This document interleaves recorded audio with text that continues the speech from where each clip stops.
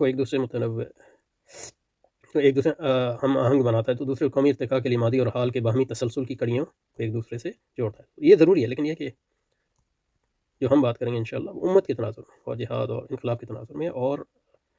ہمارے جو مقامی امت ہے، امت اسلامیہ پاک و ہند، اس کی جو انقلابی اسلامی جدوجہد ہے اس کے تسلسل، نہ کہ کوئی مطلب قومی یعنی موجودہ استعمار کی کام کردہ قومی اکائیوں۔ تو یعنی پاکستان ایک ہمارے لیے ایک انسٹرومنٹ، آلہ ہے حصول آخرت اور حصول حق، اس کی کوئی اس سے زیادہ اہمیت نہیں ہے۔ اور پاکستان بحیثیت ایک قوم پرستانہ اکائی کے ہم اس کو رد کرتے ہیں، اور جس پاکستان کی ہم بات کرتے ہیں وہ امت مسلمہ کے احیاء کی ایک اکائی ہے، نہ کہ استعمار کے تسلسل کی اکائی۔ چنانچہ قوموں کی ترقی محض سائنس اور مدد نہیں، تو بلکہ اب سماجی افکار کی ترقی کی راہ متعین کرتے ہیں۔ یہ ساری زبان جو ہے مطلب بالکل جدید پرستانہ زبان ہے، یعنی یہ حضرت مولانا ہیں، اور یہ شعبہ اسلامیات کے، اب دیکھنا اسلام بھی شعبہ بن گیا یونیورسٹی میں، تو تب تو یہ ہوتا ہے۔